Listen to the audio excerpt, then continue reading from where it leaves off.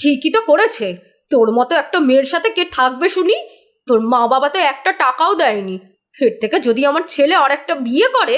রাহুল, রাহুল, এসব কি করছো তুমি? তুমি এরকমটা করতে পারো কি করে? তুমি তুমি পারো না এরকম করতে আমার সাথে। আমি তোমার বউ, তুমি এসব কি করছো? আমার যেটা ইচ্ছা আমি সেটাই করব, তাতে তোমার কি? এটা শুনে অনু অজ্ঞান হয়ে পড়ে যায়। রাহুল ভয় পেয়ে যায় আর ডাক্তার ডাকে।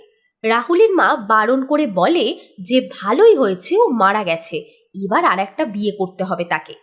কিন্তু ডাক্তার এসে চেক আপ করে দেখে যে অনু গর্ভবতী। ব্যাস হয়ে গেল, এতদিন একে পুষেছিলাম, এখন এর বাচ্চাকেও পুষতে হবে। রাহুল আর ওর মা সমস্যায় পড়ে যায়, কিন্তু তবুও অনুর শাশুড়ি শোধরায় না। ওই অবস্থাতেই অনুকে কাঁদতে কাঁদতে কাজ করতে হয়। এইভাবেই দিন কাটতে থাকে। একদিন রাহুল বলে, মা, একে তো এইভাবে পাঠাতে পারবো না, কিছু তো